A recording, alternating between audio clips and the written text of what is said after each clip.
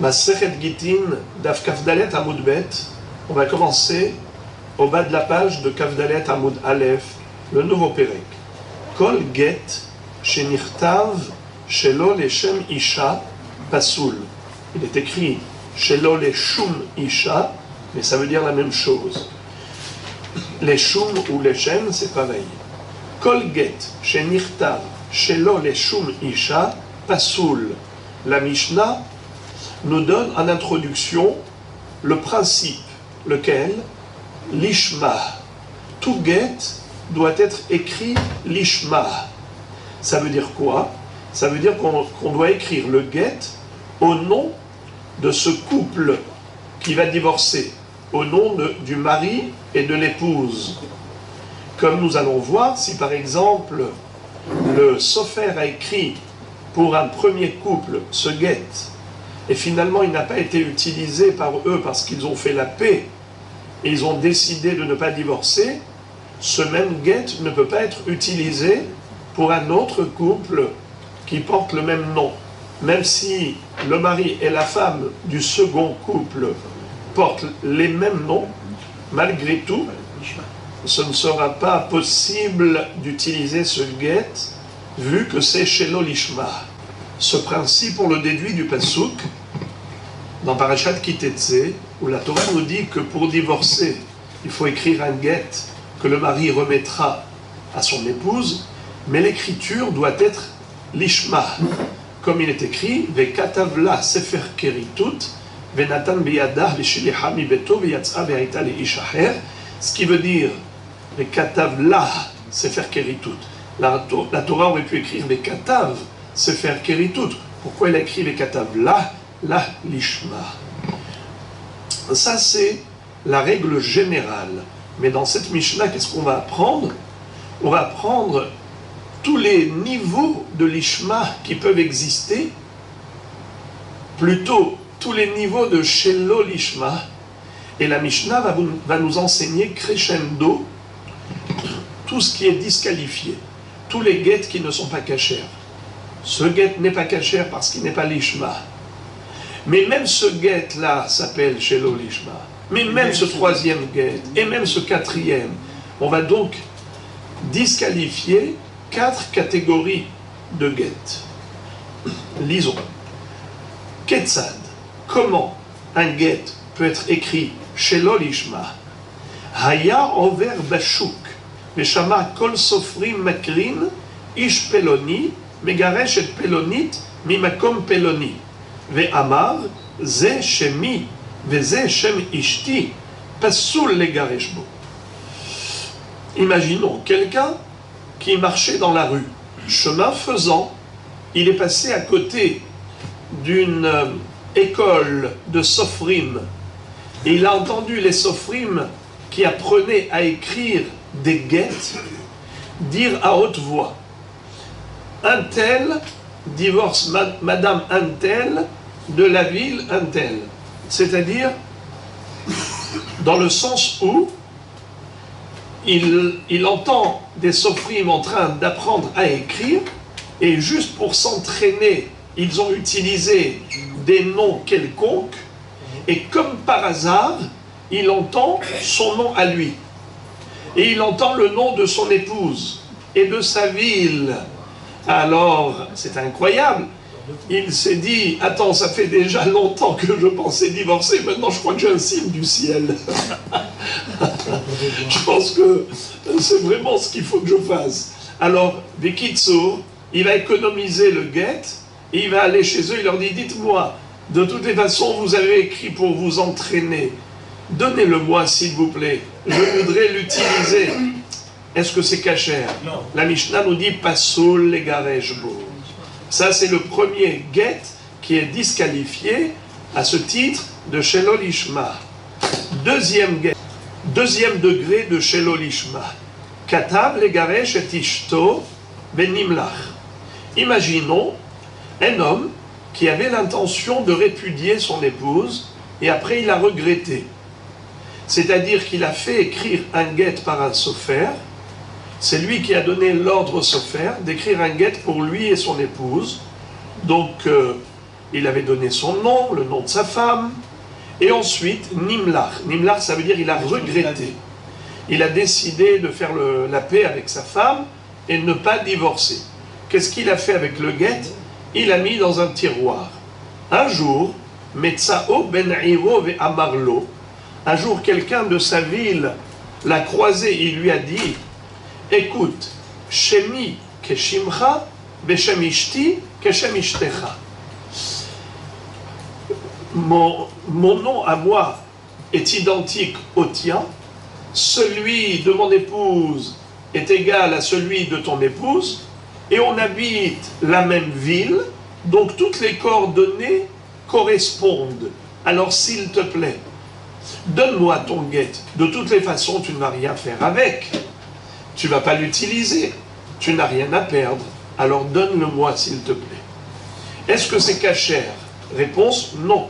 Passou les garejbo. La Mishnah nous dit, il n'est pas cachère. Parce que ce n'est pas l'ishma. Qu'est-ce que ça veut dire ce n'est pas l'ishma? Ça n'a pas été pour ce couple, c'était pour l'autre couple qu'il a été écrit. Yater Miken, la Mishnah nous dit encore plus encore, mieux encore. Je vais te donner un hidouche supérieur au précédent, un hidouche supplémentaire. Hayu lo shte nashim ushmotehen shavot. Imaginons quelqu'un qui avait deux épouses qui avaient le même nom. Par exemple, Reuven ben Yaakov avait une première épouse qui s'appelait Rachel bat Yitzhak.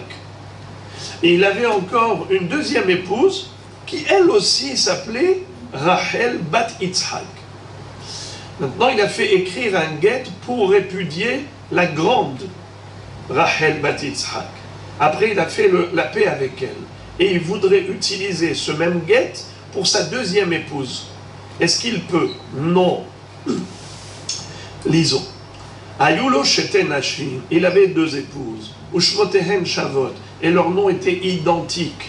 Katav les garej et agedola, s'il a écrit un guet pour répudier la grande Rachel, lo yigarejbo et aketana. Il ne peut pas répudier la petite Rachel. Car c'est shelo lishma. Voilà donc le troisième guet qui est disqualifié pour la même raison de shelo lishma. Yater Miken, la Mishnah nous dit un chidouche encore plus grand.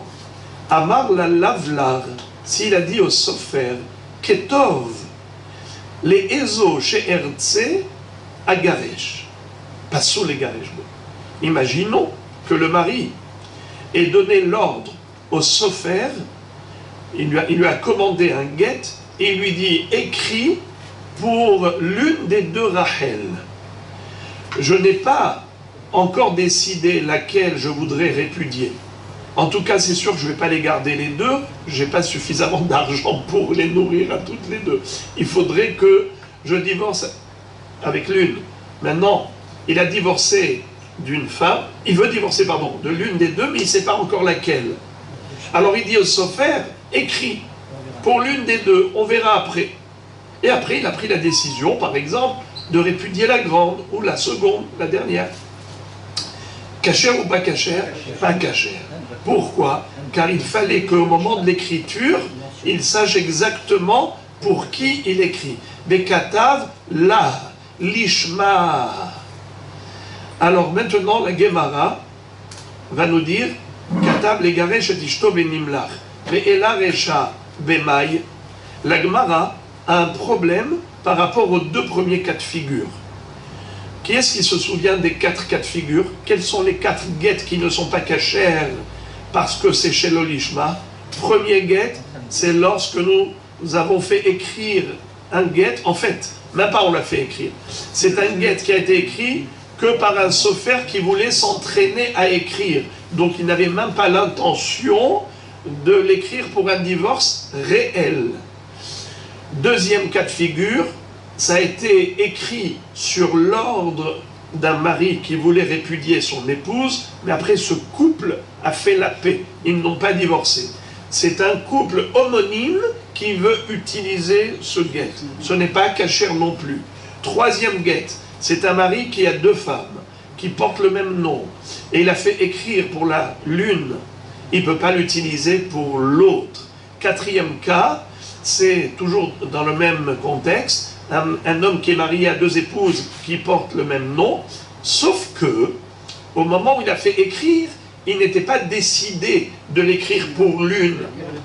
Il a dit, je ne sais pas laquelle je vais répudier, ou l'une ou l'autre, mais au moins j'ai un guet sous le coude, je déciderai après à qui donner ce guet.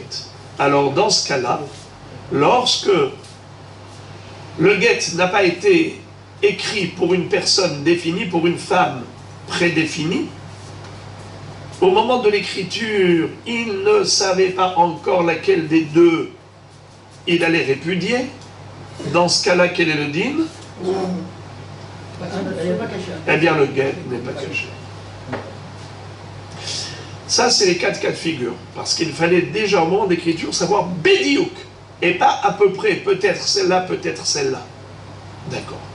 Maintenant, la Gemara s'étonne pourquoi la Mishnah a enseigné les deux premiers cas. A priori, les deux premiers cas, ça revient en même. Moi, je vous ai dit qu'il s'agissait de sofer qui s'entraînaient. N'est-ce pas? Je vous ai dit qu'au début, il n'a pas écrit pour un divorce réel, mais que pour un entraînement. Mais en réalité, ce n'est pas dit clairement dans la Mishnah. Vous allez voir que la Gemara, au début, elle a compris que, en fait, ce n'était pas des sofrim qui s'entraînaient, c'était des sofrim qui écrivaient un guet sur la demande d'un mari. Et donc, simplement, le sofer lisait à haute voix. Il énonçait à haute voix ce qu'il écrivait. Il écrivait Réhouven ben Yaakov veut divorcer, il va divorcer de Léa bat Yitzhak, par exemple. Il a entendu ça. Et lui, chemin faisant, il entend, il dit tiens, c'est le même nom que moi, ce mari. Et la femme, c'est pareil, elle a le même nom que mon épouse. Quand il a entendu ça, il a été s'enquérir auprès des sofrim. Dites-moi finalement, ça a été utilisé ou pas? On dit non. Alors on dit donnez-le-moi. Alors, la Gemara a compris que le premier cas de figure, ça parle d'un couple qui a fait écrire un guet et qui après a fait la paix et ensuite ne l'a pas utilisé. Et le bonhomme qui a entendu les sofrim lire à haute voix le guet, eh bien il s'est dit peut-être que moi je peux l'utiliser. Alors on lui dit non, pas cachère. Alors c'est quoi le deuxième cas? C'est exactement pareil. C'est quoi le deuxième cas? On parle de quelqu'un qui voulait divorcer. Il a donné l'ordre au sofer d'écrire un guet. Et ensuite, il a regretté, il ne veut plus divorcer, il a fait shalom bayit. Son voisin qui lui dit, écoute, on habite la même ville et on a des noms identiques. Toi et moi, mon épouse et ton épouse, puisque tu as fait la paix, tu n'as rien à faire avec ce guet, donne-le-moi. Je vais l'utiliser moi. Pas cachère. Eh bien, ça a déjà été enseigné dans le premier cas de la Mishnah. Pourquoi tu le répètes dans le deuxième cas? C'est comme ça que la Gemara a cru comprendre le premier cas au début. Eh bien, la réponse de la Gemara, c'est que pas du tout. Le premier cas, on ne parlait pas d'un sofer qui a écrit pour un couple spécifique, on parlait d'un sofer qui s'entraînait. Et donc, c'était pas du tout pour un divorce, c'était que pour un exercice d'écriture et un entraînement. Ce n'était pas du tout pour ça. C'est pour cela qu'en effet, on ne parle pas du même cas. Et tout de suite, on va nous enseigner que les quatre cas, ça va crescendo, c'est-à-dire dans le sens où pas seulement ce guet n'est pas cachère, mais même ce guet n'est pas cachère. Et pas seulement ce guet n'est pas cachère, mais même celui-là. Et pas seulement celui-là, mais même celui-là. C'est pour ça qu'on va voir, il y a termiken, il y a termiken. À chaque fois, on va rajouter une touche nouvelle dans chacune des disqualifications du guet en question. Alors, je vais vous le lire. Amarav Papa, Besofrin, Haasuin, Leitlamed Askinan. On parle de sofrim qui s'entraînaient. C'est de cela qu'il s'agit dans le premier cas de figure. Amar Rav Ashi Daikaname de Katane, Sofrim Makrin. Rav Ashi nous dit, en effet, c'est précis, puisque ce n'est pas écrit Sofrin Korin, lo Katane Sofrin Korin, des Sofrim qui lisaient le guet à haute voix, parce qu'ils lisaient un vrai guet. Pas du tout. On parle de Sofrim Makrin. C'est quoi Makré? Quelle différence entre Koré ou Makré? Koré, c'est lire, Makré, c'est dicter. L'enseignant des Sofrim dictait aux Sofrim un guet fictif à écrire juste pour s'entraîner à écrire. Donc c'est pour cela que le premier cas de figure de la Mishnah vient nous enseigner qu'un guet pareil n'a pas été écrit l'ishma, ça veut dire qu'il n'a même pas été écrit pour un divorce. Donc ça, c'est le guet qui est le plus facile à comprendre pourquoi il n'est pas kasher. Car il n'est pas l'ishma dans le sens où il n'est même pas écrit pour un divorce. Alors que le deuxième cas, ça parle d'un cas où ça a été écrit pour un divorce, mais pas pour ce couple, pour un autre couple. La Gemara, d'ailleurs, maintenant, s'interroge par rapport à ce terme qu'on retrouve 3 fois. Mayater Miken. Pourquoi il est écrit à chaque fois? Mieux encore, plus encore. Yater Miken. Tana de Rabbi Ishmael, al loze shenirtav shelo leshum girushin, et la avze shenirtav leshum girushin pasoul. Veloze shenirtav shelo leshum girushin dide, et la avze shenirtav leshem girushin dide pasoul. Veloze shelo nirtav shelo veloze shelo nirtav leshem girushin ha, et la avze shenirtav leshem girushin ha pasoul. Maïtama. Alors d'abord, que veut dire le mot veloze? Veloze. Le mot veloze, ça veut dire vélo rakze. Pas uniquement ce cas est problématique, mais même ce cas est problématique. La Mishnah a employé le terme yater miken, mieux encore, plus encore. Pourquoi à chaque fois elle nous dit plus encore? C'est-à-dire qu'il y a chidouche supplémentaire dans chaque cas de figure énuméré dans la Mishnah.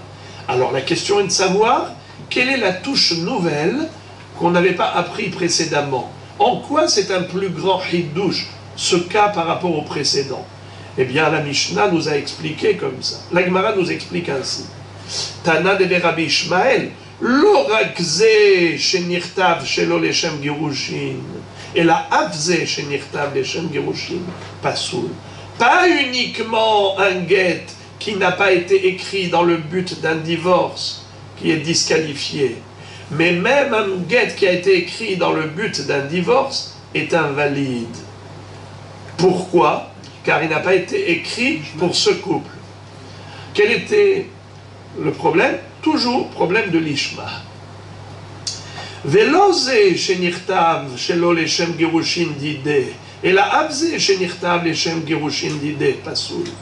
Et pas uniquement dans le deuxième cas de figure de la Mishnah, où le guet a été écrit pour qui n'a pas été écrit pour cet homme, pour ce mari, ça a été écrit pour un autre mari, qui portait le même nom. Pas seulement dans ce cas-là, c'est pasoul, mais même dans le numéro 3, le cas numéro 3 de la Mishnah, où ça a été écrit pour qui? Pour ce mari, mais pas pour cette femme. Car ce mari, il avait 2 épouses qui portaient le même nom. Ça a été écrit pour la première femme, et lui maintenant veut l'utiliser pour la deuxième femme. Bien que le guet ait été écrit pour ce mari, le guet n'est pas kasher, car c'est shelo lishma par rapport à la femme. Donc vous voyez le crescendo. D'abord, ça n'a pas été écrit en tant que divorce, pour un divorce qu'un exercice d'entraînement d'écriture. Ensuite, ça a été écrit pour un divorce, mais pas pour ce couple, pour un autre couple. Ensuite, ça a été écrit pour ce couple, mais pas pour la femme, uniquement pour le mari. car le mari avait deux femmes qui portaient le même. Et après, le quatrième cas, yater miken. C'est quoi yater miken? Velo ragzé. Pas seulement le troisième cas. Dans le troisième cas, le guet n'est pas cachère, mais même dans le quatrième cas. C'est-à-dire, même si le bonhomme a dit au sofer, écoute, n'écris pas pour une femme spécifique. J'ai deux femmes qui portent le même nom. Écris pour moi. Et laquelle des deux femmes? Je déciderai après l'écriture. On verra après. Pour l'instant, écris pour l'une des deux. Alors là, on aurait pu croire que ça marche. C'est pour cela que le quatrième cas te dit, ça ne marche pas. Ce n'est pas cachère, car c'est pas l'ishma. Dans le sens où il faut que ce soit l'ishma. Et ici, quel est le problème? Le problème, c'est que ça n'a pas été écrit pour une femme spécifique, mais uniquement pour l'une des deux. Et on ne sait pas encore laquelle. Et le Baïtarma, la Gemara maintenant nous donne la raison de la disqualification de ces quatre catégories de guet. Ikata benatan sefer keritut beyada, aba amina le maoute ha'erkama, delo avid le shum keritut. Alors, nous allons voir comment du pasouk, on déduit encore une disqualification et encore une disqualification. Premièrement, comment on déduit l'exclusion du premier guet de la Mishnah. Un guet qui n'a pas été écrit dans un but de divorce, mais uniquement pour un exercice d'entraînement d'écriture. Maïtama. Ikata venatan sefer keritut beyada hava mina le maote ha'erkama delo avid le shem keritut. Si la Torah avait écrit juste venatan beyada sefer keritut, il lui remettra en main propre un livre de rupture, sans écrire les mots vekatav la, on aurait pu déjà déduire la disqualification du premier guet de la Mishnah.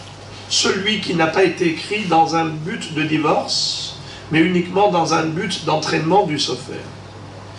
Parce que ce n'est pas un sefer keritut, c'est un sefer d'exercice, d'entraînement. Or, il faut que ce soit sefer keritut, que ça corresponde à un vrai divorce, à une vraie rupture. Or, ce n'est pas le cas dans le premier guet de la Mishnah. Donc, déjà, on a la preuve que le premier guet de la Mishnah n'est pas cachère, car il n'est pas keritut. Aval katav legaresh et ishto venimlach. Mais dans le deuxième cas de la Mishnah, qui est un guet qui a été écrit pour divorcer son épouse, et ensuite il a regretté, nimlach. Des Avid les Shem Keritut. Un tel guet a été écrit dans le but et l'objectif de divorcer. Ima kasher. J'aurais pu penser qu'il est kasher, même pour un autre couple. Katav Rahamana vekatav. C'est pour cela que la Torah a écrit vekatav. Qu'est-ce que ça veut dire vekatav? Il faut que ce soit ce mari qui divorce, qui donne l'ordre d'écrire. Et non pas un autre homme.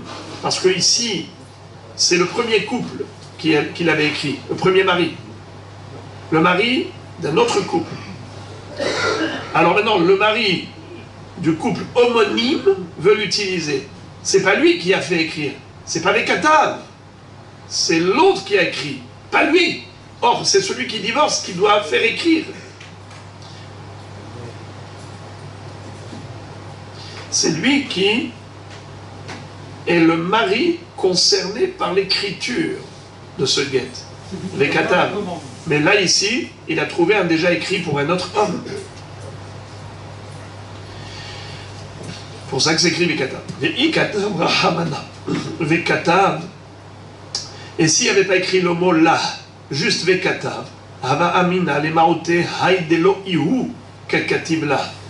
אבל יש לו שתי נשים דאיהו ככתיב לה, אמא כשר, כתב רחמנא לה לשמה. Si la Torah n'avait pas écrit le mot là, nous aurions pu croire que lequel get qui est disqualifié? Que le deuxième, celui qui a été écrit pour le mari qui est d'un autre couple. Alors, c'est pas cachère pour le mari du second couple. D'accord. Mais quel est le din si c'est le même mari? C'est-à-dire, le mari lui-même, il est parti, il a demandé au sofer, écris pour moi. Oui, mais pour quelle femme tu veux? J'ai deux femmes, elles portent le même nom. Écris-moi pour la grande. Après, il a fait shalom bayit avec la grande, il veut divorcer la deuxième.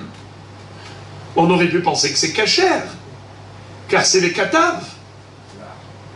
S'il n'y avait pas écrit le mot là, on aurait pu penser que les katav, ça suffit. C'est lui qui a donné l'ordre. Quelle différence si c'est pour la première Rachel bat Yitzhak ou la deuxième Rachel bat Yitzhak? Il a deux femmes qui ont le nom identique, mais c'est lui, des katav. C'est pour cela que la Torah elle écrit le mot là. Ça ne suffit pas Vekatav.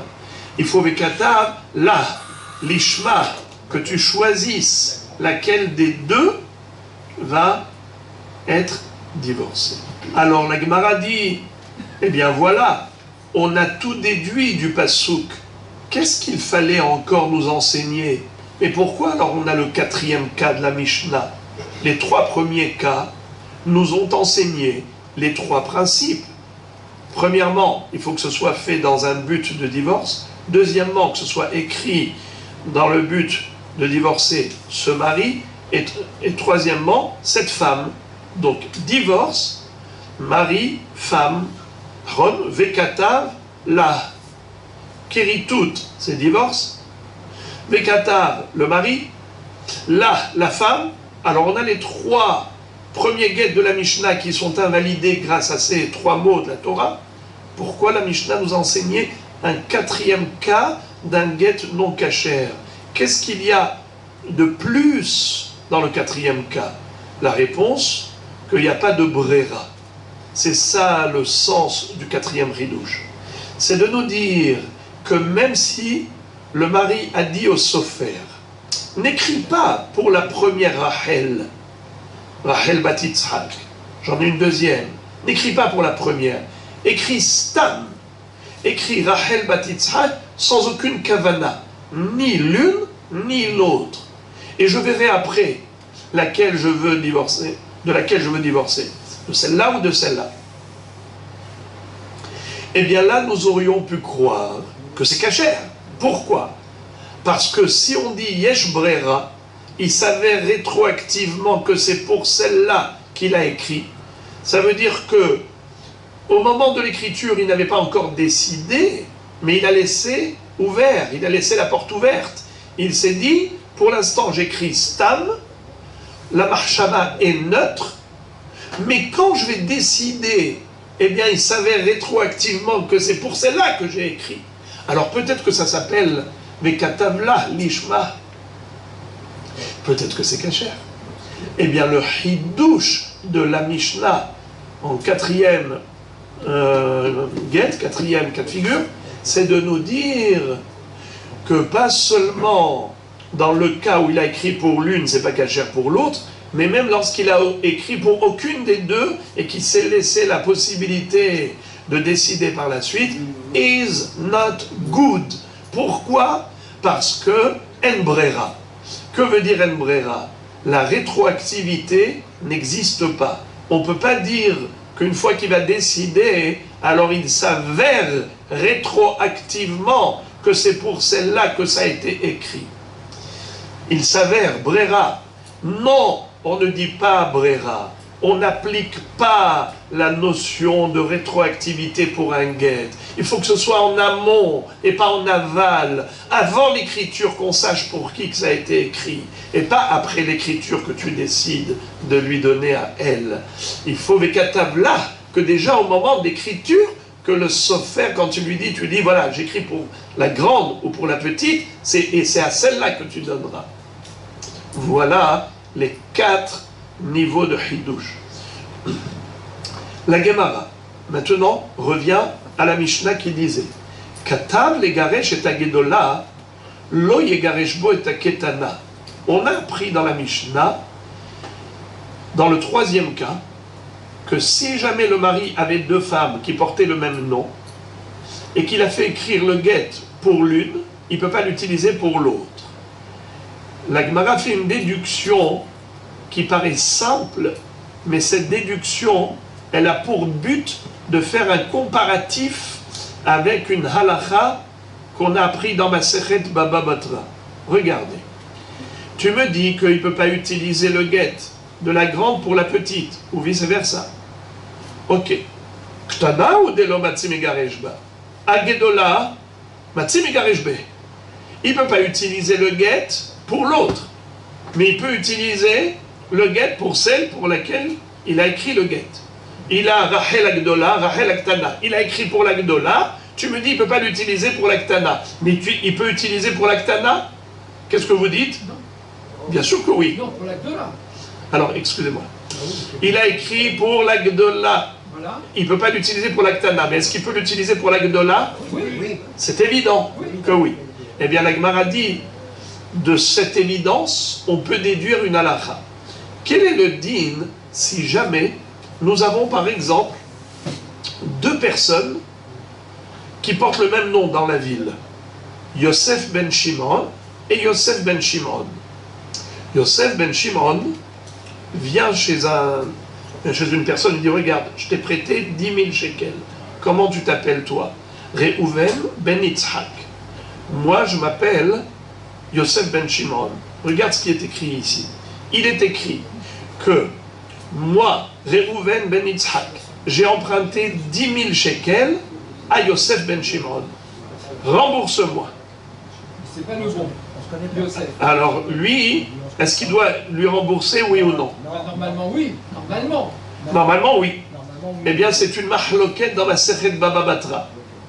Il y en a un qui dit, bien sûr, il lui sort un shtar, il lui doit, eh bien, il faut qu'il paye. Mais il y en a qui disent que non. Pourquoi? Car il peut lui dire, moi je dois à un autre Yosef ben Shimon. Tu sais qu'il y avait un deuxième Yosef ben Shimon, il a voyagé en Australie, je lui ai déjà remboursé et tout. Mais il a perdu le shtar, toi tu l'as trouvé, et toi tu es très malin, maintenant tu me le ressors. Parce que tu portes le même nom. Eh bien, je ne te dois rien du tout. Il y en a un qui dit, il lui doit rien du tout. Il y a un autre hacham qui dit, dans Masechet Baba Batra, que oui, il lui doit. Parce que, il y a écrit Yosef ben Shimon, toi tu t'appelles Reuven ben Yitzhak, tu dois l'argent, point à la ligne. A priori, là aussi, c'est exactement pareil. On a un guet, ce monsieur, il a deux épouses qui portent le même nom. Il a fait écrire pour la Gdola, bien qu'il a une Ktana. À la Ktana, il ne peut pas parce que c'est chez l'Olishma, mais à la Gdola, il peut parce que c'est l'Ishma. Ce qui veut dire que quand on a deux personnes qui portent le même nom, on n'a pas besoin de rajouter un repère supplémentaire, un indice supplémentaire pour distinguer entre les deux. On n'a pas besoin de mettre par exemple Rachel bat Yitzhak bat Zevulun et l'autre Rachel bat Yitzhak, pardon, Rachel bat Yitzhak ben Zevulun et l'autre, elle s'appelle Rachel bat Yitzhak ben Issachar. On n'a pas besoin de ça. On peut écrire Rachel bat Yitzhak. Bien qu'il y en ait deux, c'est amplement suffisant. On n'a pas besoin de mettre un indice qui nous précise laquelle des deux est la destinataire. Donc de là, on peut déduire pareillement pour Masechet Baba Batra. Quand on a deux Yosef ben Shimon dans la ville, et il y en a un qui est créancier, et qui vient voir Reuven ben Yitzhak et lui dit « rembourse-moi les 10 000 shekels », il doit lui rembourser. Donc la Gemara fait cette déduction. Regardez. Amar Rava, Zot Omeret, Shene Yosef ben Shimon, Hadarin Be'ir Achat, Motzi'in Shtar Hov al Achirim. De cette Mishnah, on peut déduire que la halakha, elle est comme le Tana dans Masechet Baba Batra qui nous enseigne que si dans une ville on a deux Yosef ben Shimon qui habitent la même ville, ils ont le droit de réclamer de l'argent avec ce shtar de la personne qui figure dans le shtar. Comme j'ai dit, lui il s'appelle Yosef ben Shimon, il réclame à Reuven ben Yitzhak qui figure dans le shtar comme quoi il lui a prêté 10 000 shekels, il a le droit. Et on ne dit pas que peut-être que c'est un autre Yosef ben Shimon qui avait prêté, il est parti en Australie, il lui avait déjà remboursé, il a perdu le shtar, et c'est le deuxième Yosef ben Shimon qui l'a trouvé. On ne va pas chercher midi à 14h.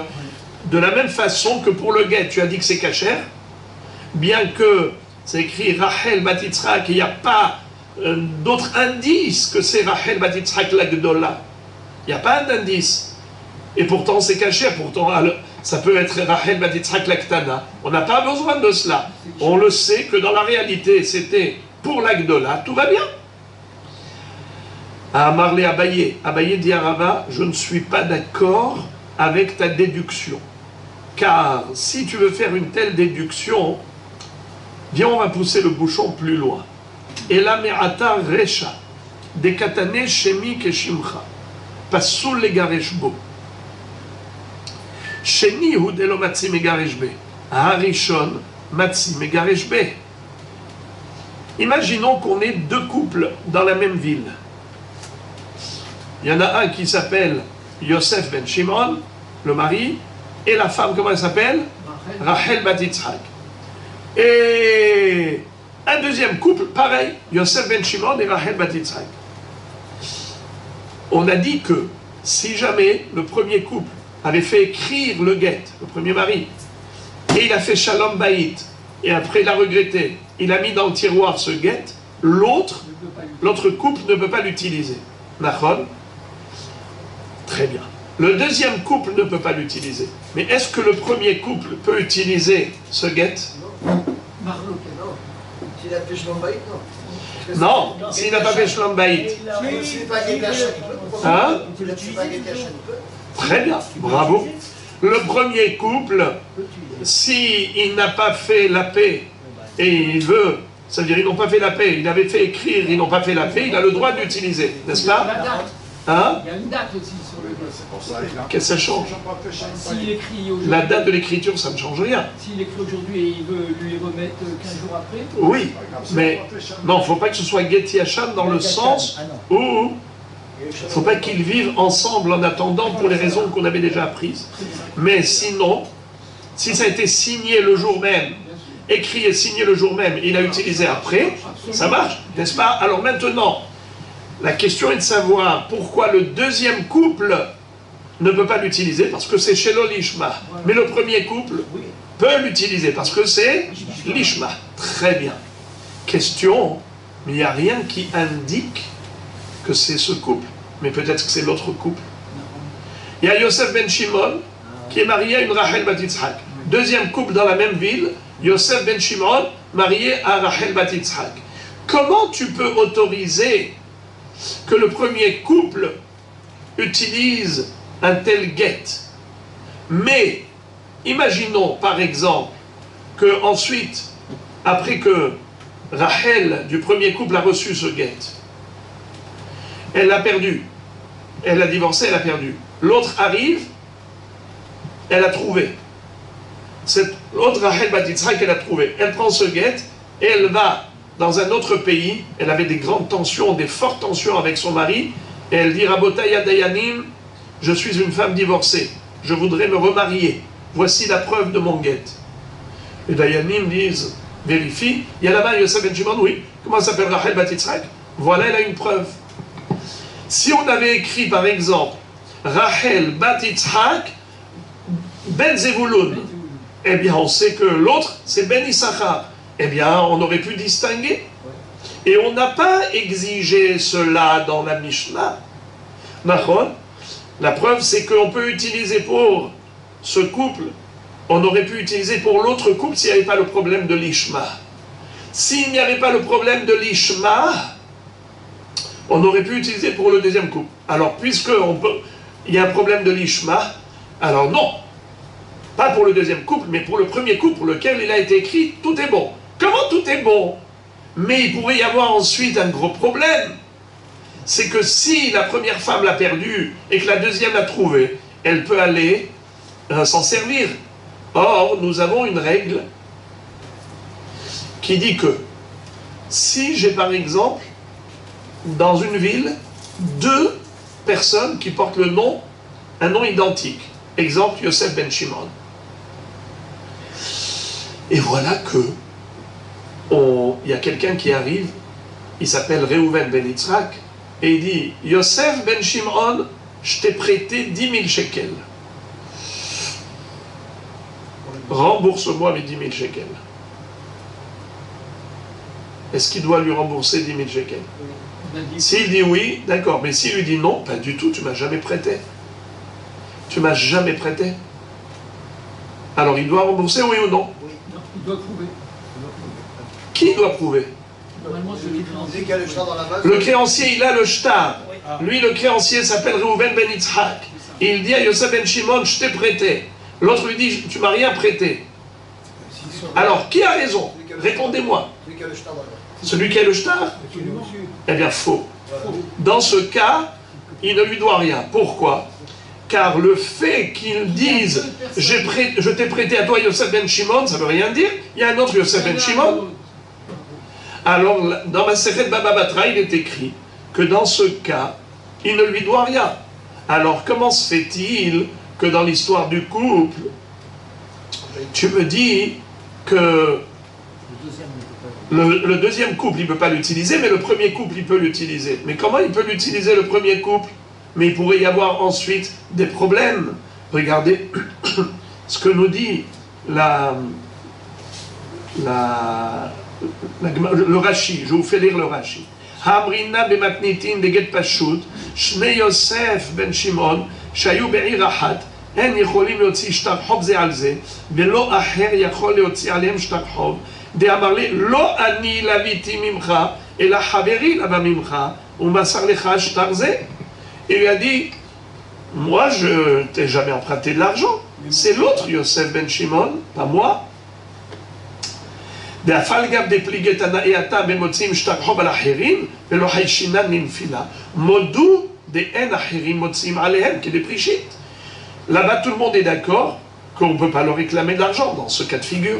Achanami, là aussi, Lima, lo ba'ala ketavo, et là Yosef ben Shimon acher ketavo liishto, venimlar velo girsha, veishlecho laibud min da'at, velakachtozo shehi rotza litgaresh. Mieux encore, moi je vous ai dit que peut-être qu'elle a trouvé dans la poubelle, parce que l'autre qui avait divorcé avec, elle avait jeté et elle l'a trouvé dans la poubelle. Mais il y a encore un autre risque. Lequel? C'est que le premier couple pour lequel il a été écrit ce guet, ben ils ont fait la paix. Alors qu'est-ce qu'a fait le mari? Il a jeté le guet à la poubelle. Celle-là, elle est passée à la poubelle, elle l'a trouvée. Et elle a récupéré, elle va dans une autre ville et elle prétend qu'elle a divorcé. Tu ne peux rien faire contre elle. Tu n'as aucune preuve. Comment tu peux comprendre cette contradiction entre la Mishnah ici qui a dit qu'elle peut divorcer et la Mishnah dans Baba Batra qui a dit que quand il y a deux Yosef ben Shimon dans la ville, on ne peut rien leur réclamer comme argent. Eux, ils peuvent réclamer, c'est une marloquette, est-ce qu'ils peuvent ou ils ne peuvent pas? Mais, quand ils sont eux créanciers.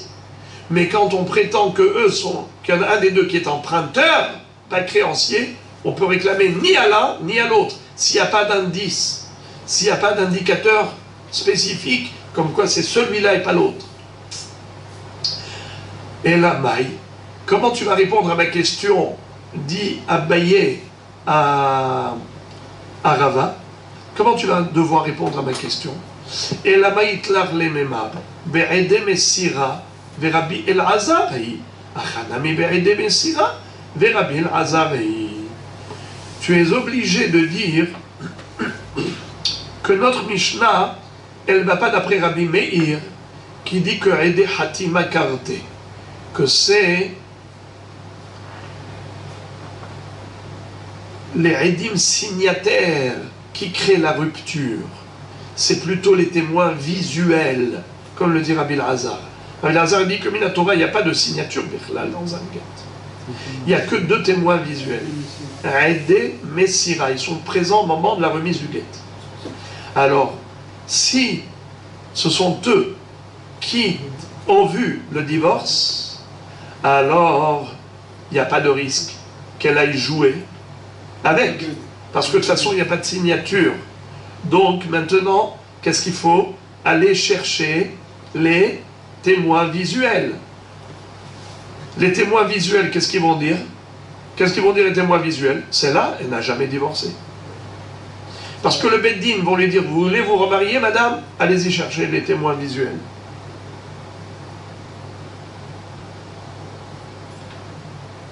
Les témoins visuels vont dire, mais celle-là, on n'a jamais vu. C'est l'autre Rachel bat Yitzhak qui avait divorcé. Comme ça dit Rashi. Mais ils reconnaissent le mari et la femme. Ils témoignent que ce mari a donné à cette femme. Donc, ici, il n'y a pas de jeu possible. On ne peut pas s'amuser. On ne peut pas rigoler avec ça. Donc, c'est de cela qu'il s'agit dans la Mishnah.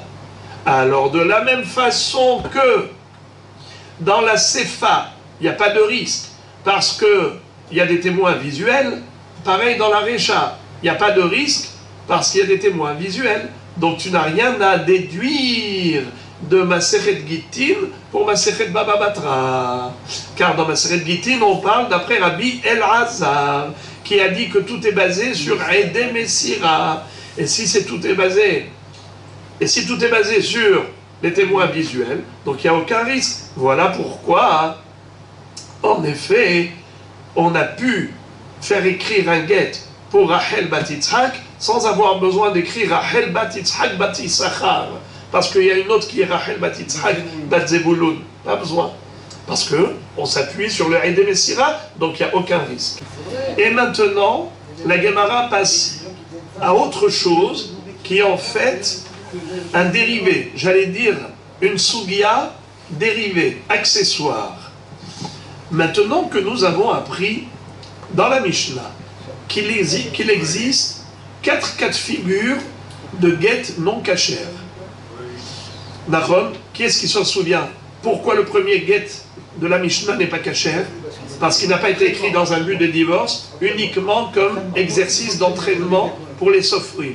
Deuxième guet, pourquoi il n'est pas cachère? Parce qu'il n'a pas été écrit pour ce couple. Il a été écrit pour un premier couple. Troisième guet, on parle d'un mari qui a 2 femmes qui portent le même nom. Alors c'est vrai que ça a été écrit pour cette femme, mais pas pour l'autre. Donc il ne peut pas divorcer la deuxième avec ce même guet. Quatrième cas, c'est que même s'il a dit au sofer, n'écris pas ni spécialement pour la grande ou spécialement pour la petite, je déciderai après laquelle des deux je vais divorcer, même ça ce n'est pas cachère, car il fallait au moment de l'écriture être clair dans sa décision. Il faut que ce soit l'ishma au moment de l'écriture, et on ne dit pas yesh brera. Ok. Maintenant, Rabotai, qu'est-ce que la Gemara va nous enseigner? Attacher la ceinture, on va apprendre ici 4 opinions de 4 rabbanim. L'un va s'appeler Rav, le second Shmuel, le troisième Zéhiré, le quatrième Rabbi Yohanan. Leur mahloket, elle parle justement de ces guettes dont on a appris dans la Mishnah qui ne sont pas cachères. Ok, mais la question se pose, quel serait le din vis-à-vis d'un Kohen? Vous savez qu'en principe, un Kohen n'a pas le droit d'épouser une femme divorcée. Le Hidouche, il est encore plus grand lorsqu'on va apprendre que le Kohen qui était marié avec une femme, s'il lui a donné le guet, il l'a répudié, il ne peut plus la récupérer. Ça y est, c'est fini. Elle s'appelle divorcée, il ne peut plus la reprendre. Mais il y a un Hidouche encore plus grand, c'est le Reya Haget, l'odeur du guet. Qu'est-ce que c'est que l'odeur du guet?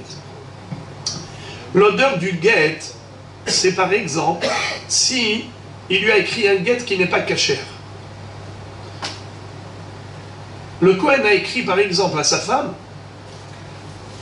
je te répudie, Areat Megureshet, tu es Gousha, tu es donc divorcé de moi, Vei at Muteret Lechol Adam. mais tu n'es pas pour autant permise à tout homme. C'est pas possible. Ça peut pas, mais ça. Ça veut dire, tu es divorcé de moi, mais je t'interdis de te remarier avec un étranger. Est-ce qu'un guet pareil est cachère ou pas cachère? Non, pas caché. Bravo, il n'est pas cachère.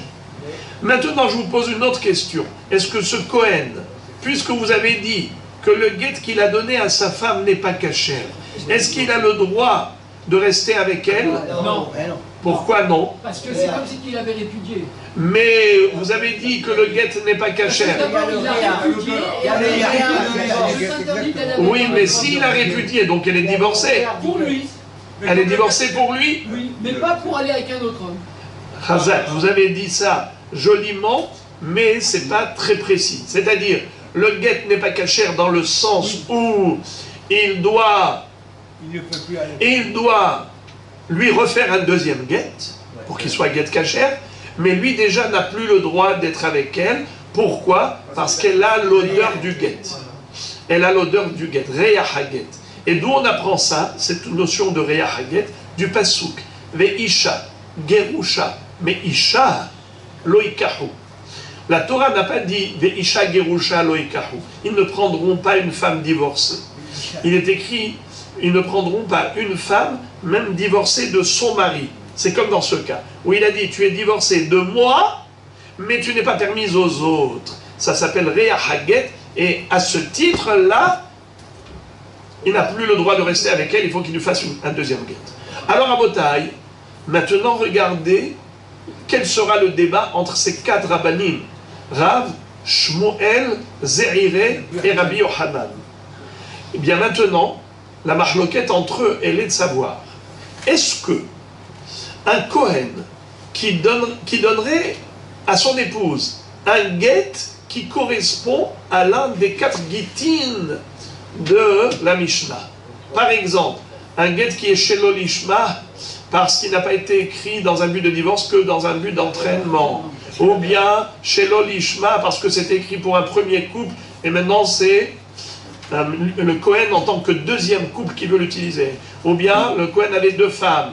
Il a écrit pour la première et ensuite il a donné à la deuxième. Ou bien ce Kohen avait deux femmes qui portaient le même nom. Il a dit au Sofer, écrit pour l'une d'entre elles, je ne sais pas encore laquelle je vais divorcer, mais après je prendrai la décision. On a dit que ces quatre catégories de guet ne sont pas cachères. Quel est le din si le Kohen a donné un de ces quatre guitines à sa femme? Est-ce qu'il peut encore rester avec elle ou bien lui est interdite parce que ça s'appelle Reya Haget? Est-ce que ça s'appelle Reya Haget ou ça ne s'appelle pas Reya Haget? Oui, c'est Reya Haget. Les quatre. Normalement, ça s'appelle pas Reya Haget. Alors, sachez, mes tzadikim, qu'on a quatre opinions à ce propos. Rav, Shmuel, Ze'ireh et Rabbi Yochanan. Rav nous dit, dans les trois derniers cas, oui, il y a Reya Haget, mais pas dans le premier cas. Pourquoi? Car dans le premier cas, ça n'a même pas été écrit dans un but de divorce. C'était juste des sophrines qui s'entraînaient à écrire.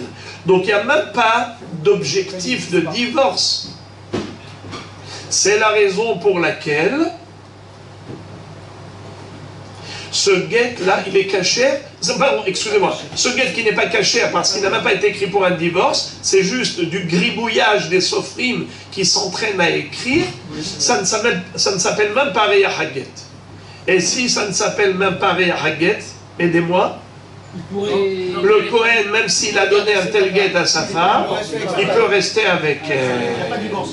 Par contre, s'il lui a donné l'un des trois derniers guets de la Mishnah, soit deuxième cas, troisième cas, quatrième cas, ça s'appelle Reya Haget, il ne peut plus rester avec elle. Ça c'est Rav. Shmuel dit que même dans le premier cas, ça s'appelle Reya Haget. Même si ça n'a pas été écrit dans un but de divorce, mais concrètement, c'est un guet écrit comme un guet, et il lui a remis comme en tant que guet, bien que ce n'est pas cachère, mais après tout, il lui a remis ce guet, même s'il n'est pas cachère, mais il lui a donné un guet. Eh bien, ça s'appelle Reya Haget, Par conséquent, il ne pourra plus rester avec elle. Elle lui est interdite. Il faut qu'il lui écrive un nouveau guet pour la libérer totalement. Mais en tout cas, il ne peut plus rester avec elle. Ça, c'est qui dit ça? Shmuel. Troisième, ça va être Zéhiré. Lui va dire que dans les trois premiers cas de la Mishnah, il n'y a même pas Réa Haget. Mais le quatrième cas de la Mishnah, oui, il y a Réa Haget. C'est-à-dire, le cas de l'exercice d'entraînement d'écriture des Sofrim, ça c'est nul, il n'y a même pas Réa Haget. Ou bien dans le cas de deux couples homonymes, on a écrit pour un premier couple, le deuxième ne peut pas l'utiliser.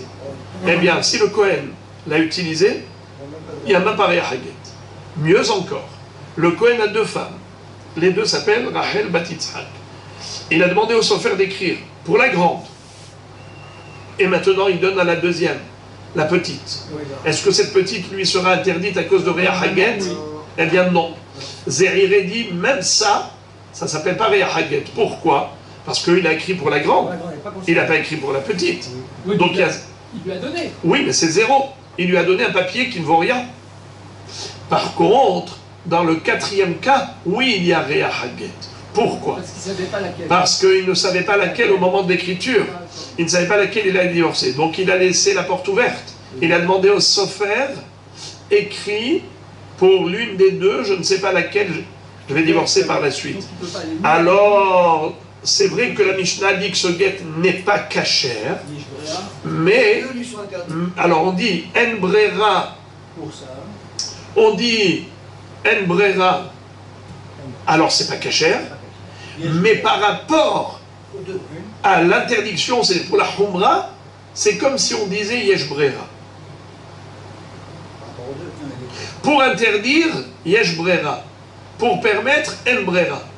C'est-à-dire que on dit que ce guet n'est pas cachère, mais il est suffisant pour dire que c'est un Réa Haget, et cette femme qui était avec son mari Cohen ne pourra plus rester avec lui. Pourquoi les deux? Parce que les deux, il ne sait pas laquelle au départ. Il a dit après je vais choisir. Donc il a considéré que, à la base... Vous entendez ce que dit Rabbi Moshe?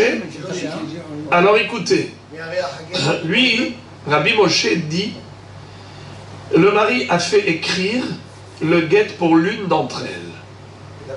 Il n'a pas encore choisi laquelle. Après, il a choisi l'une des deux, il lui a donné. J'ai dit, au nom de Zéhiré, que celle-là, elle lui sera interdite. Pourquoi? Parce que Réa Haget, Yesh Brera, la Humra. Aval. On ne dit pas Yesh Brera, la Kula. On dit En Brera. Et donc le guet n'est pas caché, il faut un deuxième guet. Ok. Mais malgré tout, ça suffit pour lui interdire. Rabbi Moshe a dit, les deux femmes lui seront interdites, la grande et la petite. Vous dites bien sûr, vous êtes d'accord avec lui? Qui est d'accord avec Rabbi Moshe? Vous aussi. Vous aussi. Qui n'est pas d'accord avec lui? Pourquoi vous n'êtes pas d'accord? Non. Tout simplement, il ne lui a pas donné. Il n'a pas donné à la grande, il a donné qu'à la petite. Alors quel réa? Pourquoi les deux lui seront interdits? Comment? Il a donné la deuxième. Dans tous les cas de figure, il n'a pas donné le guet. Bien sûr qu'il a donné. S'il n'a pas donné, il n'y a pas de réa. On parle du cas où il a donné un guet pas cachère. C'est-à-dire, il a dit au sofer, écrit pour l'une des deux. Et ensuite, il a donné à l'une des deux. Qu'est-ce qu'a dit la Mishnah? Pas cachère. Pourquoi? Parce qu'il fallait, depuis le début, au moment d'écriture, savoir pour laquelle il écrit. Les katav là. D'accord. Mais malgré tout, dit Zéhiré, bien que le guet n'est pas cachère, il faut en refaire un deuxième, mais ça suffit pour interdire au Kohen, sa propre femme, à qui il a donné un tel guet, mais Shum Réa Haget. Alors Rabbi Moshe dit, eh bien les deux elles lui seront interdites, jamais de la vie. Seule celle-là à qui il a remis le guet non cachère, c'est là qu'il y a Réa Haget. Mais celle à qui il n'a rien donné, il n'y a même pas de Réa. Le Réa Haget, il n'est pas Hacham. Le Réa Haget, il n'est pas par rapport au premier couple. Le Réa Haget, il est par rapport au deuxième, celui qui a utilisé, qui a donné à sa femme. Mais dans tous les cas de Réa Haget, c'est quand le Kohen a donné à sa femme. De quoi on parle? On ne parle pas que c'est resté dans un tiroir. Sa femme, alors il n'a pas regretté de lui avoir donné. Mais c'est le premier couple qui a regretté, c'est pas le Cohen qui a regretté, haram. Le Cohen, il a donné à sa femme. C'est pas le Cohen qui a regretté, c'est le premier couple qui a regretté. Il n'y a qu'un couple. Un Cohen. Il y a deux couples. D'accord, on est dans un cas où il y a un Cohen, il n'y a qu'un couple.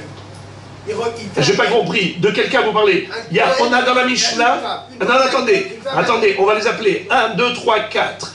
De quel cas de la Mishnah vous parlez? Les 4 cas sont pasoul, le get pasoul. Le Cohen a utilisé un get pasoul. Lequel get pasoul duquel vous parlez? 1, 2, 3, 4. De quoi vous parlez? Le Cohen a donné à sa femme un get pasoul. Alors il y a pasoul 1, il y a pasoul 2, il y a pasoul 3 et 4. Lequel? Il lui a donné, d'accord. Alors, Zérire nous dit les 3 premiers guettes n'ont aucun impact. Parce que il n'y a même pas de réah à guet. Là où il peut y avoir du réah, c'est lorsqu'il s'agit de brera. Alors c'est vrai qu'on est mahmir et on dit en brera, parce qu'on ne veut pas dire yesh brera la kula, mais yesh brera la humra. Pour le Kohen, on va dire que le yaréah haget. Pourquoi? Parce que yesh brera la humra. Rabbi Yohanan, vous savez, tout ce que je vous fais maintenant, c'est oral, avant de lire. Parce que si vous avez tout en tête, Be'ezrat Hashem, pendant la lecture, ça sera limpide comme l'eau de roche. Selon Rabbi Yohanan, figurez-vous, lui, il est le plus tolérant, et il dit que dans aucun des 4 Gittin, Psulim de la Mishnah, il n'y a Reya Haget. Aucun.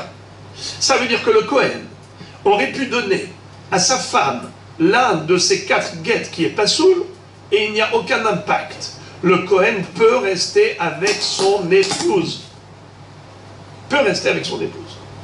Pourquoi? Il n'y a même pas de réah. Très bien. Par extension, cette même notion existe au niveau de la halitza. Qu'est-ce que c'est que halitza? Lorsque 2 frères étaient concomitants, c'est-à-dire ils ont vécu dans la même génération, il y en a un qui est mort sans avoir de progéniture. Eh bien, le deuxième frère, le frère, va devoir épouser sa belle-sœur pour faire iboum.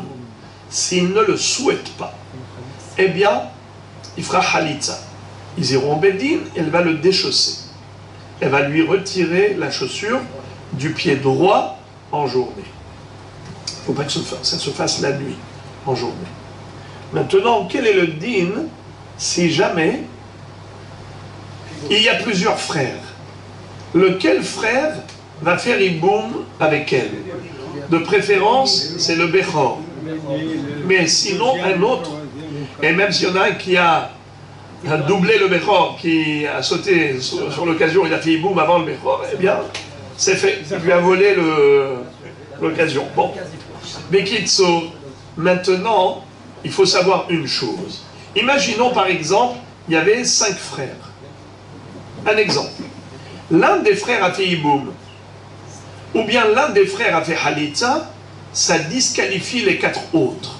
Je répète, dès qu'il y en a un des frères qui a fait iboum, ou un des frères qui a fait halitza, eh bien, Gamar, nous, cette femme ne peut plus faire ni iboum ni halitza avec un autre frère.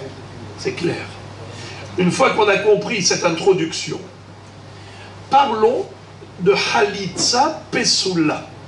Imaginons si l'un des frères a fait halitza, mais une halitza qui n'est pas cachère. Par exemple, au lieu de faire ça au niveau du pied droit, elle a fait ça dans le pied gauche. Elle lui a déchaussé le pied gauche, au lieu de lui déchausser le pied droit. Ou bien, par exemple, ils ont fait ça la nuit. C'est le jour qu'il faut le faire. Au lieu de faire ça en journée, eh bien, ce n'est pas cachère cette halitza. Qu'en est-il de Reyah Halitza? C'est quoi Reyah Halitza? L'odeur de la Halitza. Imaginons, par exemple, ils ont fait Halitza en journée. Ils ont fait Halitza la nuit. Ou bien ils ont fait Halitza du pied gauche. La Halitza n'est pas cachère. Mais ça suffit pour l'interdire aux autres frères. Les frères et les amis. Qu'est-ce qu'il va falloir faire dans ce cas? Bravo! Il faudra refaire une halitza keshera en journée du pied droit. Mais les autres frères, s'ils ont envie de faire iboum, ils disent non, ne refais pas la halitza. Moi je veux faire iboum. Ah, il y avait un Halitza. On ne peut pas. Mais c'est voilà. Étant donné qu'il y a déjà le réa halitza, eh bien, il faut refaire la halitza. Il ne peut pas faire iboum dans ce cas-là. C'est la même histoire, comme réa haget pour le Kohen, la même histoire, réa halitza pour les frères. Besséder. Lisez, s'il vous plaît, maintenant tout ce qu'on a appris dans le texte. Je vais y aller très vite parce que on a compris. Amarav, Vechulan, Poslin, Bakehuna. Les 4 cas de figure de Get Pasoul à cause de Shelo Lishma énumérés dans la Mishnah, bien que le Get n'est pas kasher, mais s'il s'agit d'un Kohen qui a donné à sa femme l'un de ces 4 Get, eh bien, cette femme lui deviendra interdite. Chutz min Rishon, à l'exception du Rishon. Parce qu'ils apprenaient tout simplement. Bravo. Sauf le premier cas. Il n'y a que 3 guettes qui sont Réa Haget. Mais le premier, où c'était écrit, non pas dans un but de divorce, mais dans un but d'entraînement d'écriture, eh bien, c'est caché. Le Kohen, il peut rester avec sa femme, il n'y en a pas de Réa Haget. Shmuel Amar Avrishon Nami Posel. Shmuel est plus strict, et il dit que dans tous les cas de figure, si le Kohen a donné à sa femme un get pasoul, il n'a plus le droit de rester avec elle parce que ça s'appelle Ria Haget, et même dans le premier cas. Ve'azda Shmuel est armé d'Amar Shmuel, Kol Makom, Sheshanu Hachamim, get pasoul, pasoul ou posel. Halitza pesula, pesula ou poselta minahim. À chaque fois que les Hachamim nous disent qu'un get n'est pas kasher, si le Kohen a donné ce get non kasher à sa femme, il ne peut plus rester avec sa femme. Alors c'est pasoul ou posel. Le get il est pasoul, donc il faut le refaire. Mais en attendant, avant de le refaire, déjà lui le Kohen ne peut plus rester avec sa femme. Pareil, halitza pesula ou poselet minahim. À chaque fois que Hachamim on dit la halitza elle est psula, c'est vrai qu'il faut la refaire, mais en attendant, c'est posel minahim. Les autres frères ne pourront plus faire iboum avec cette femme. Mais Maharava Amre Mishme de Rabbi Hazar, smol belayla, pesulot ou poslot. En Eretz Israël, on disait que ce n'est pas sans exception. Parfois, c'est une halitza qui est psoula, mais n'est pas possédée minahim. Ça dépend du niveau du psoul. Par exemple, Smol, elle a fait la halitza du pied gauche du yabam. Ou bien Laïla, halitza la nuit, au lieu de faire en journée. Alors c'est vrai que ce n'est pas kasher, mais il y a quand même le réah de la halitza. Et par conséquent, aucun des frères ne pourra se marier, faire iboum avec celle-là. Mais il y a une halitza qui n'a même pas de réah. Et si un des frères veut faire iboum, il peut y aller. Par exemple, katan, de anpilia. Si par exemple, c'est un kohen katan. C'est quoi un kohen katan? Il est moins de bar mitzvah. Le yabam, le frère du défunt, quand elle a déchaussé, le frère du défunt, c'était un petit qui n'est pas bar mitzvah. Il y a la halitza, elle n'a même pas d'odeur. Il n'y a même pas d'odeur de halitza. Pareillement, pour la chaussette. Au lieu de lui retirer la chaussure, pour le déchausser pour faire halitza, elle a fait ça avec la chaussette. Anpilia. Eh bien, il n'y a même pas de reyah de halitza. Dans ce cas, on n'a même pas besoin. C'est-à-dire que le. Excusez-moi. Bien sûr qu'il faut refaire. Bien sûr qu'il faut refaire. Quand il va grandir, il faudra refaire. Mais s'il y a d'autres frères, par exemple, dans ce cas, eh bien, ils peuvent faire iboum. Le fait qu'elle ait fait halitza avec le petit, c'est zéro. Il n'y a même pas d'odeur de halitza. Même pour le Kohen. Hein? Il peut faire iboum après. Ah ouais. Oui, bravo. C'est joli.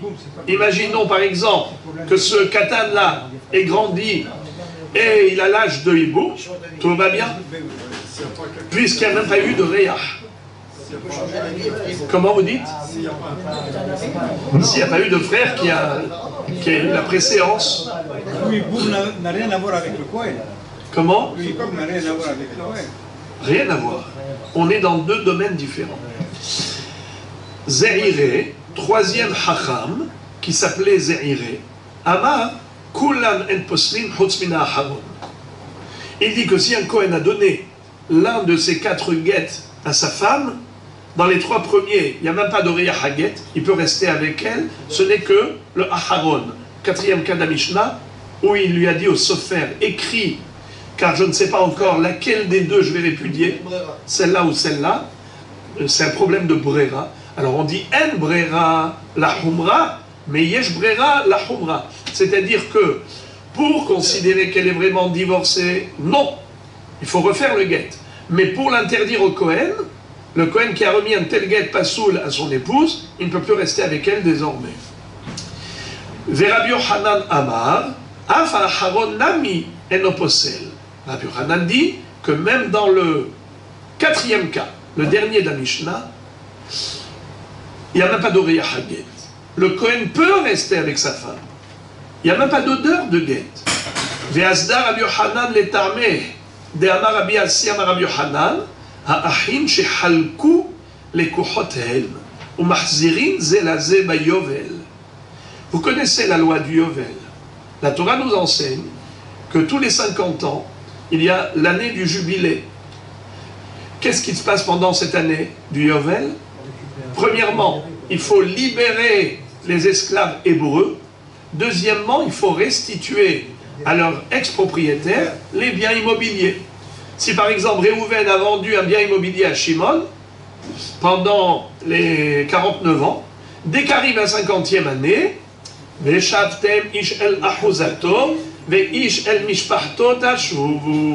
chacun reprendra et va récupérer son bien immobilier. Très bien. Alors maintenant la question se pose. Quel est le din dans la mesure, quel est le din si on a 2 frères héritiers? Ils ont hérité d'un patrimoine. Ils se sont partagés. Et voilà qu'arrive l'année du Yovel. Est-ce qu'on refait le partage après l'année du Yovel? Ou bien, on va dire que ça y est, chacun a reçu sa part d'héritage, bye bye, shalom, velo lehitraot. On n'a pas besoin de se revoir à chaque fois pour repartager. Figurez-vous, nous dit Rabbi Yochanan, un chidouche explosif, un chidouche phénoménal, c'est qu'il dit que oui, en effet, au Yovel, il faut repartager l'héritage. Pourquoi? Parce qu'il dit que ha'achin shehalku les kuchotem. Qu'est-ce que c'est que les kuchot? Comment on dit, même ici dans l'hébreu moderne, comment on dit un client? La cour. Les kuchot, même ici en hébreu moderne, les kuchot, c'est des clients. Eh bien, Rabbi Yochanan, il a une conception de l'héritage très particulière. Il dit que les frères, quand ils partagent l'héritage, en réalité, c'est comme du troc. C'est comme de l'achat et vente. Pourquoi? Car chacun a une part dans les 100% de l'héritage. Exemple, on a un terrain. Toi, c'est-à-dire, je ne vais pas dire, Réhouven et Shimon sont propriétaires des 100%. Chacun a un droit de 50%, mais sur la totalité du terrain, chacun a la moitié. Alors regardez maintenant comment ça va se passer. Quand on partage entre Réhouven et Shimon, en réalité, c'est juste une convention, c'est juste du troc. Parce que Réhouven vend à Shimon sa part en échange du fait que Shimon lui vend sa part. Je m'explique. Sur la totalité du terrain, Réhouven et Shimon ont un droit. Quand on partage en deux, en fait, il y a dans la moitié du terrain, il y a aussi 50% de Réhouven. Dans l'autre moitié, il y a aussi 50% de Shimon. Alors en fait, qu'est-ce qu'ils disent entre eux? Moi, je te vends ma part, en échange de ce que toi, tu me vends ta part. Chacun est acheteur de l'autre. Les kuchot hen, ha'achim shehalku, des frères qui ont partagé, c'est comme des clients, les kuchot hen. Et donc, résultat des courses, mahzirim zelazé bayovel. quand arrive le Yovel, qu'est-ce qu'il faut faire? La Torah nous dit qu'il faut restituer à son ex-propriétaire le terrain. Eh bien, voilà.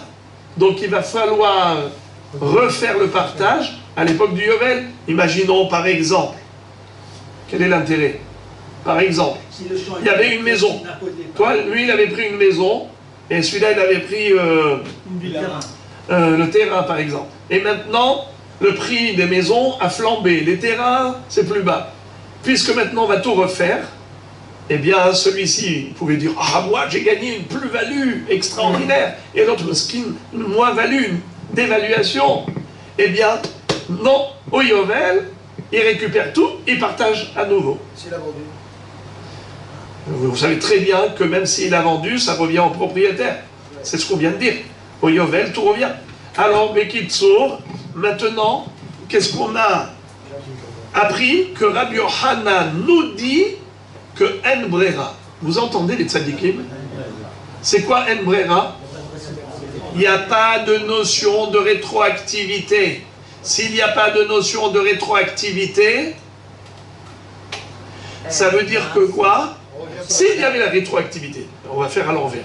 Si la notion de rétroactivité marchait, fonctionnait, alors à partir du moment où ils ont partagé l'héritage, il s'avère rétroactivement que chacun a reçu de son père ce qui lui revenait de droit directement de son père.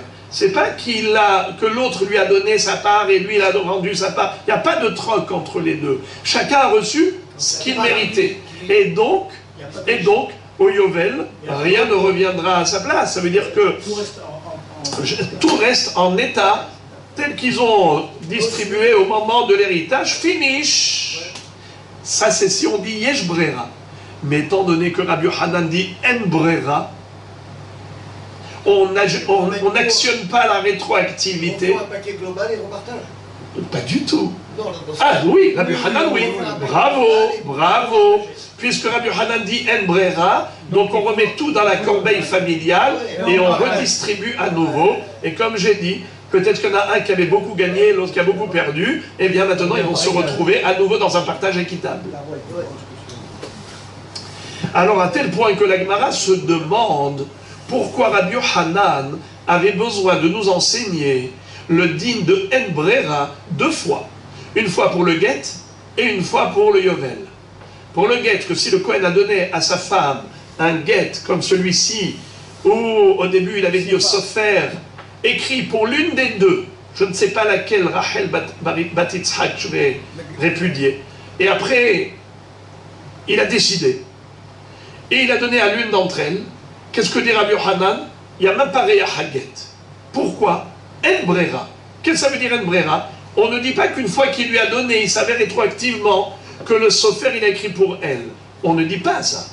Et par conséquent, c'est comme s'il lui a donné un guet qui n'est pas du tout cachère. Alors, ça ne sert à rien, ce qu'il lui a donné, c'est un bout de papier. C'est du gribouillage. Et par conséquent, puisqu'il n'y a même pas Reya Haget, il peut rester avec elle. Ça, c'est la notion de En Brera. Pareillement pour l'héritage, il dit, chaque Yovel, on remet dans la corbeille familiale et on partage à nouveau. Ça veut dire quoi? En Brera. On ne dit pas Yesh Brera que chacun il a reçu directement de son père. Non. On ne dit pas rétroactivement, il s'avère qu'il a reçu de son père cette part. Non. Alors, pourquoi Rabbi Yochanan avait besoin de nous enseigner le même principe? En Brera pour le Yovel, En Brera pour le Kohen. Pourquoi faire? La Gemara dit au Tzricha, il le fallait, parce que sinon on n'aurait pas su. Des I itmar beha, car si on nous avait enseigné uniquement à propos, nous, à propos de, c'est quoi beha? Get. Qu'à propos du get, on aurait dit, beha ka'amar Rabbi Yochanan en brera, mishum debarinan la lishma. Si Rabbi Yochanan nous avait dit qu'il n'y a même pas de Reya Haget lorsqu'un Kohen donne à sa femme un get pareil, j'aurais dit, tu veux savoir pourquoi En Brera? C'est parce que la Torah a exigé Vekatavla, la lishma, qu'au moment de l'activa, il faut savoir pour qui il écrit. Pour celle-là, la grande, Rachel Bat Yitzhak, ou la petite. Là, Il faut qu'au moment d'écriture, ce soit clair, net et précis. Il n'y a pas de brera. Mais dans le cas de Yovel, peut-être que oui. Aval hatam mecherhu d'amar Haman ali hadam bayovel. Aval Yerusha ou matana lo. J'aurais pu penser que au niveau du Yovel, c'est seulement si c'est un mecher, si c'est une vente réelle. C'est là que la Torah a dit, ça revient à l'ex-propriétaire. Mais l'héritage, pourquoi ça va revenir à nouveau dans la corbeille familiale? Mais ça y est, ils se sont partagés. C'est pour cela que Rabbi Yochanan avait besoin de dire, non. En brera. Et il faut repartager à nouveau l'héritage. Et si il nous avait enseigné le din de En brera que pour le sadé de la Yerusha, les frères qui se sont partagés le champ, Mishum de la Humra, parce que j'aurais dit, pourquoi En brera, pourquoi Rabbi Yochanan dit que En brera, c'est la Humra. C'est quoi la Humra? C'est pour être mahmir par rapport au din du Yovel. C'est parce qu'il est mahmir par rapport au Yovel.